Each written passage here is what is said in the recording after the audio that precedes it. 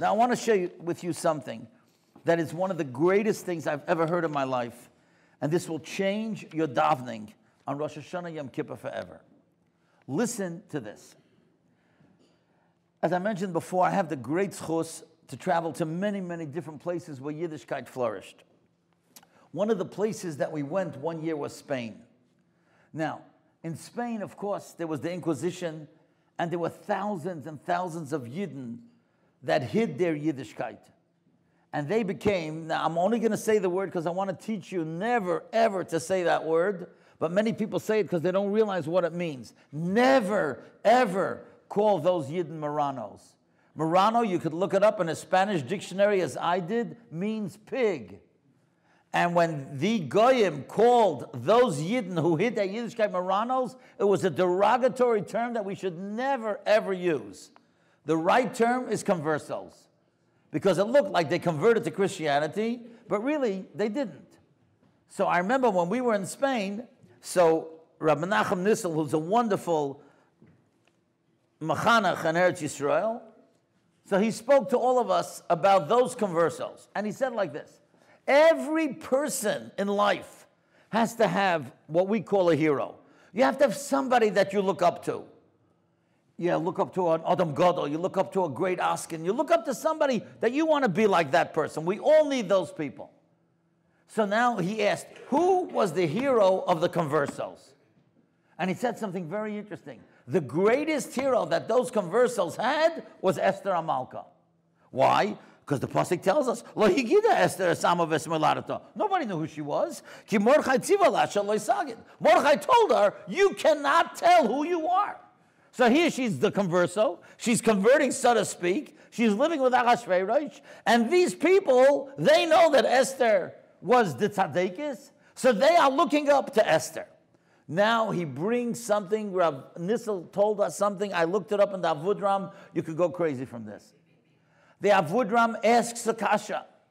He says, in the lashon of the davening of Rosh Hashanah and Yom Kippur, there's one word that we say over so many times, and yet the word seems to have almost no significant meaning. And that word is uvechein. Uvechein yiskadish. And in this way, yiskadish shimcha Hashem Elokeinu. Your name should be holy. Uvechein teim pachtecha. Hashem, in that way, give your fear or your awe to all people.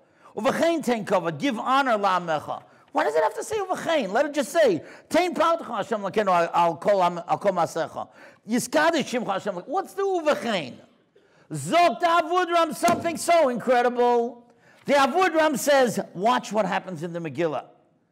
Mordechai says to Esther, you got to go into the king. You got to tell him that you're a Yid, because Haman is going to kill all of us. You got to go in. She said, I can't go into the king. If I go into the king, I'm going to be killed. You can't go in without permission. And he says, look, if you don't do it, I'm going to get somebody else. Now is the time you have to go in. What does Esther answer? Watch this. Gather all the Yidden hanim tzoim b'Shushan. Gather all the Yidden v'tzumu alai. Fast for me. V'al toichlu v'al tishrus leishes yomim laila b'yom. Don't eat, don't drink for 3 days. Gam ani v'narosai otzum kain. And me and my people, my maidservants, were also. And what is the next word? Uvechein. Uvechein ovay el hamelach. Zok the heilige Avudram. Every single time when it says Hamelach in the Megillah, it's a reference to HaKadosh Baruch Hu. So what are we saying on Rosh Hashanah Yom Kippur? What she said. She said Uvechein, and in this manner I'm afraid to go into the king. That's why we say Uvechein so many times. Because we're standing Rosh Hashanah Yom Kippur, and we're afraid, how can we go into the Melech? How are we going to go in after everything that we did this past year? So how are we going to go in? So that's why now we understand what the Arizal says. Unbelievable. What happened over here? Zok the Heilige Avudram, Vayem LaMelech Malach Esther Malko Mabakosha Seich At Chatzia Malchos. Don't worry. I know you came in without permission, but I still care about you. And I'm going to give you everything you want. At Chatzia Malchos. Now we understand something that is so puzzling. If I asked you, what are the two opposite Yom Tovim that Klal Yisrael has in the whole year? There can't be anything further than Purim and Yom Kippur. And yet the Arizal says, Yom Kippurim. What do you mean? How could Yom Kippur be like Purim? Here's the answer. Because Yom Kippur, we daven, We're afraid to go into the Melech. But what happened on Purim? On Purim, she was also afraid to go to the Melech. And what did the Melech say? Chatzia Malchus. So we want that Yom Kippurim, that Yom Kippur, when we say V'chein so many times, and we go into the Melech, it should be like Purim. That's the pshat in there, Rizal. It's genius. That's not what the Avudan says. Somebody else said this. And that's the pshat, putting it, the whole thing all together. So what I would suggest that every single one of you do what I did. Tonight, when you go home, take out your Rosh Hashanah, Yom Kippur Machzor, and underline in Shachris, Mincha, Ma'ariv, every single time it says V'chein. And then just by the first one, write Esther HaMalka. Oh, that's a different davening.